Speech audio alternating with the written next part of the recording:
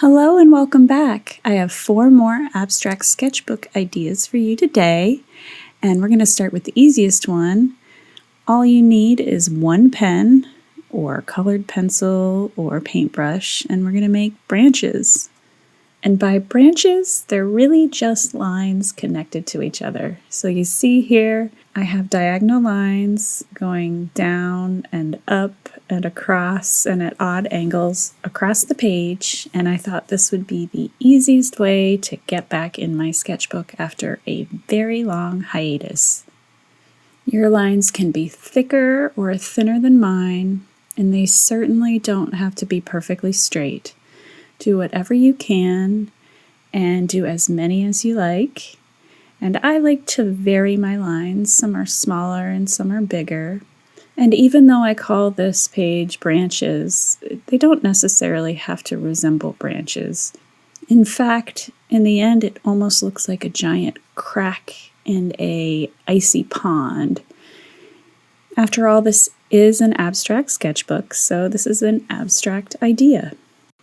As with all the exercises in this video, I encourage you to take it and make it your own.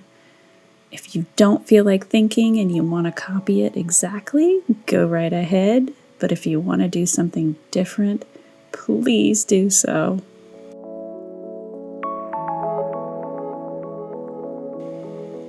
I really enjoyed creating this because I have been going through a bit of a creative slump, and there was not too much thinking involved here, but it gave me the opportunity to fill a page with my own lines, to relax, to enjoy the moment. And after I was finished, I felt a lot less anxious and worried about the things I was going to create next.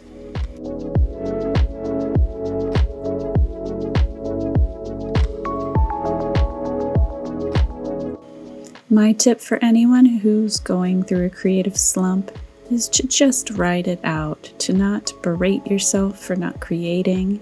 It is okay to take a break, and sometimes you really need it.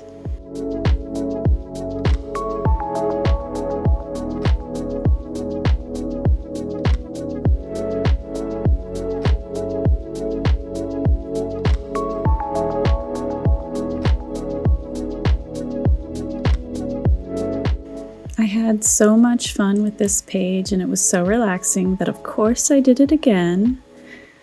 On the page opposite, I chose a thicker pen, and I made less branches and I spaced them further apart, and I added berries to them. It almost felt holiday themed. I hope you enjoy this one as much as I did. For this next idea, we're whipping out our watercolor materials. I've got a porcelain dish, my watercolor paints, a spray bottle, and a paintbrush. It is very dry in my studio because it's winter, so I need to keep these paints saturated for this one. We're doing bleeding shapes, and I'm starting with puddles of different colors from my watercolor palette. Any colors are fine. They don't have to go together, whatever your heart desires. And the idea here is to make shapes that bleed into one another, so they need to touch in some way while they're still wet. Since it was so dry in my studio, I am only doing rows of shapes. I'm not going to cover the whole page because it was really hard to keep the water wet because it would just dry so instantaneously, but it wasn't a problem. I'm here starting with triangles, and you can see how where they touch, they bleed into one another and make a new shade of color. And this was another great exercise to begin with after a hiatus because I didn't worry too much about what the end result would be. I knew I was doing simple shapes, and my only concern was to keep the water wet. I really love watching how the colors blend into each other, and I think this is a fabulous exercise for understanding watercolor because one of the trickiest parts in mastering this medium is working with the right ratio of water to pigment. And figuring that out really only comes with hours of practice. You can read as many books as you like, watch as many videos as you want, but actually getting in there and mixing your pigments and your water is the only way you're going to learn how to do it correctly. But I digress, because a sketchbook isn't a place for you to be correct all of the time. It's a place for you to make mistakes and enjoy what you're doing and have fun. It's not always going to look great, but you're always going to learn something. And if you're enjoying yourself, then the battle has been won.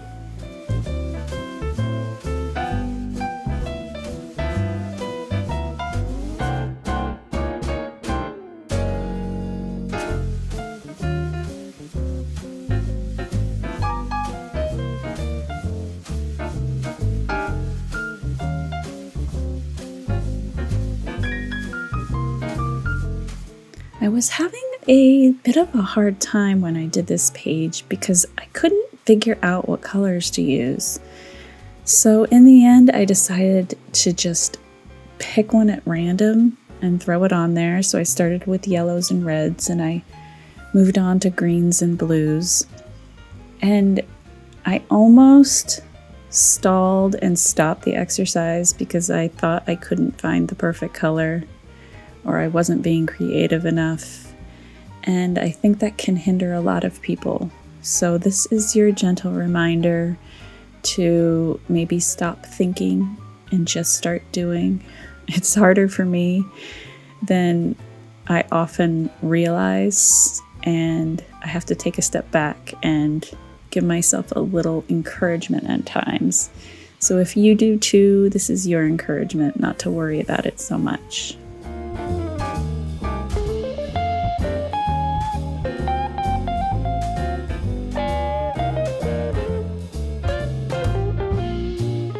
If you're really not in the mood to make squares or triangles or diamonds, there's no reason why you can't do organic shapes. I was getting tired of them myself, so I decided to do some squiggly lines and some organic star shapes, and they ended up being really fun. So go ahead and do whatever kind of shapes you like. Again, the only real quote-unquote requirement is that the shapes are wet when they connect.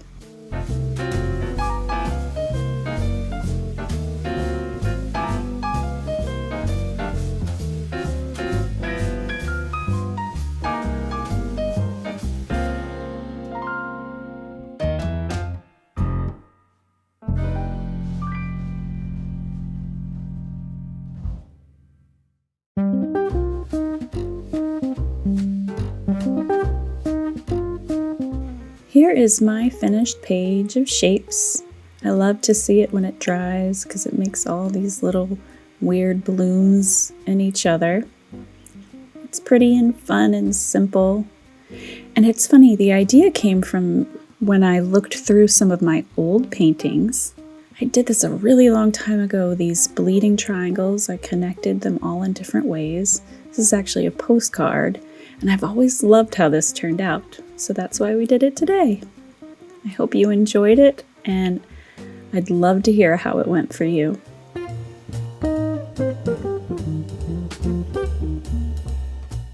We're going to get loose with this next exercise. I started by taping off the sides of my sketchbook page. I'll be using water-based markers, an assortment of colors, as well as my Micron pen, my trusty Micron pen. This is a size 2. And if it's more comfortable for you, you can always sketch things out in pencil first. I'm calling this Scribble rainbows because we're going to do rainbows, but in the loosest sense of the term. So you see here, I'm starting with these half moon shapes. They're actually going to be rainbows, but I want them to be organic and playful and sort of rounded. I wanted to not be precise at all. You'll see this ends up being a somewhat messy page. I was inspired by a Pinterest sketchbook post I saw. I'll link it down below. It was a really cute and whimsical page, and I thought it would be really fun to recreate it in my own way. After your shapes are complete, you've filled out the page, the idea is to just fill them in with lots of fun colors and shapes and designs. Imagine you're 5 years old and you're picking out your favorite colors and you're just drawing and coloring and making yourself feel happy. That's what I tried to do. To be honest, I tried to go a little faster than normal, think less. I always try to think less, and I didn't concentrate too hard on staying within the lines, although I caught myself sometimes. We are just unleashing our inner child and making rainbows.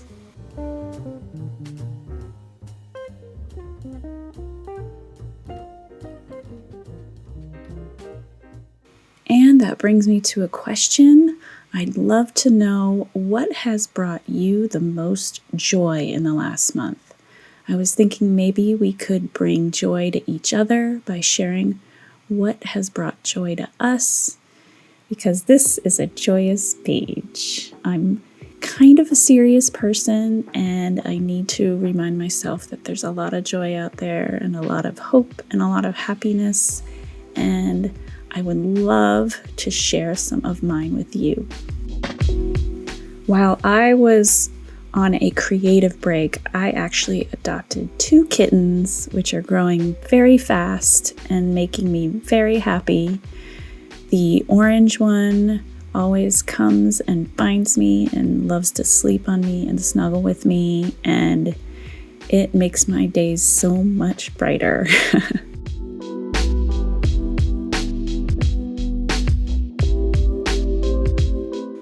I think one of my favorite parts of this page was adding the details with fine liner. I am clearly a sucker for dashes and dots, and I will probably make them until I can't make them anymore. Lastly, I'm filling in the spaces between the rainbows with organic shapes and a light gray. Honestly, I didn't know what I wanted to do with this empty white space. You'll see just in a moment when I do my second page, I do stars instead. But again, during this one, I was trying not to think too hard, so I just went with it. And it added a little texture in the background.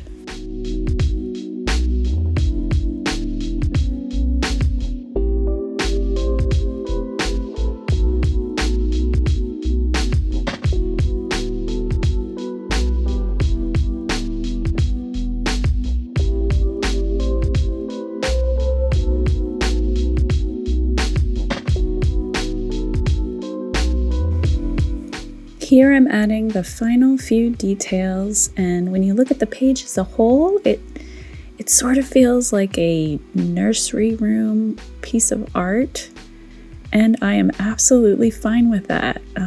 Again, whenever I see it, it just brings a smile to my face, and I hope if you do this exercise, the same happens for you.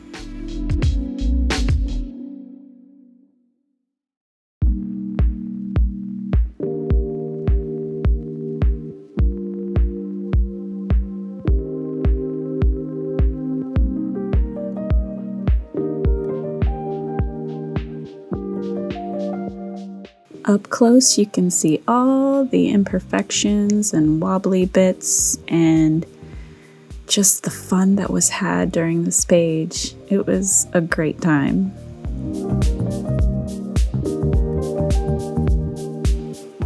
I did this page twice as usual, and I asked my son what was his favorite. He's 9, and this was his favorite. I did little stars in the background and used some brighter colors. I think we'll be making one of these pages together soon. So I actually need a little help with this last sketchbook idea. I have no idea what to name it. We'll be using some of our favorite materials. Grab whatever you want. Acrylic markers, colored pencils, water-based markers are great. You could use watercolors. The idea behind this one is that there's no idea. I started with making a shape that I was drawn to in the moment and repeating it. I chose one focal point, so just pick a spot on your sketchbook page and pick something that you want to draw or paint and go for it. I personally had a little trouble concepting this idea out for you because there is no concept, and typically I have a concrete finished page idea in mind, and there is no way that this should look. It's going to be unique for everyone. But I also feel that's why this idea is so great, because it's so versatile for everyone. And you can come back to this time and time again when you don't know exactly what to do in your sketchbook. All you need to remember is that you're creating shapes with the colors that you like in random spots in the page, and you're enjoying the process.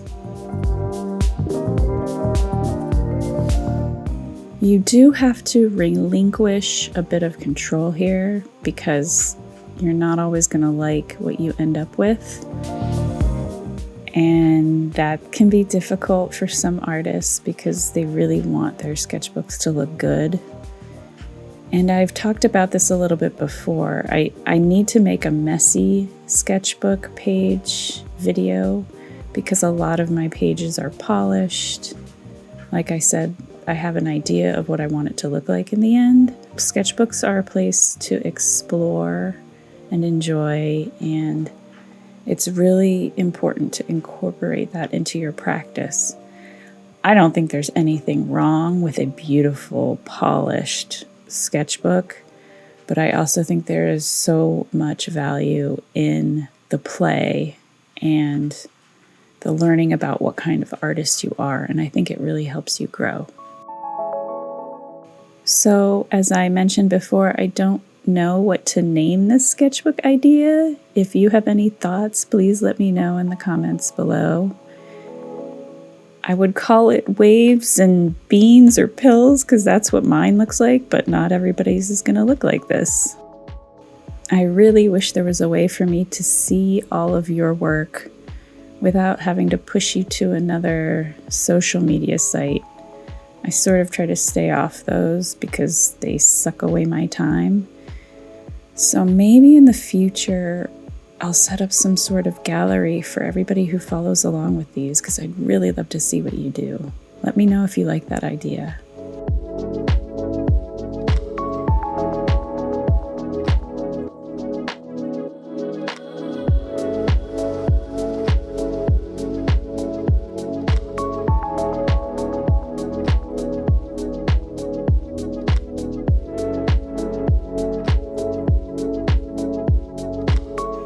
I'll admit that on more than one occasion, I looked down at this page and I thought, what am I doing? This is unhinged.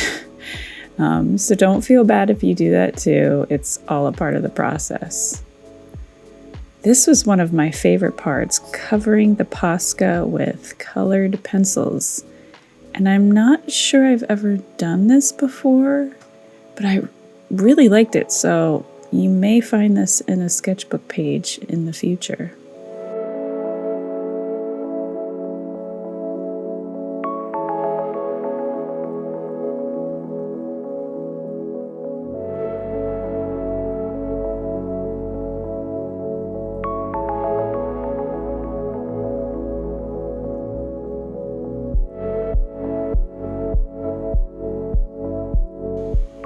This was another part I ended up really enjoying. I layered my water-based marker on top of the Posca, and you can see there's a bit of a transparency. So it changes from hot pink to purple over the blue acrylic marker. And I really love the effect, so I'm going to use that again too. This is what happens when we let ourselves play and discover new possibilities.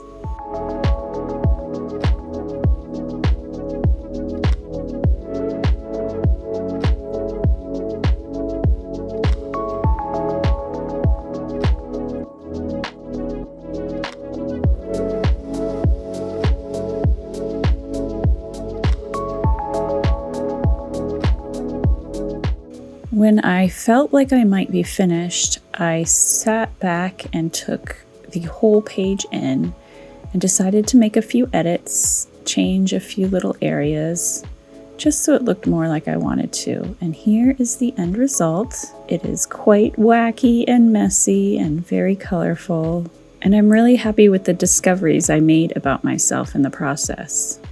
I did this page twice, and this first attempt is almost identical. There's a few different shapes in there, and I love them both. As always, thanks so much for joining me. It's really great to be back. I hope you enjoyed all of these abstract sketchbook ideas, and I'll see you soon. Take care.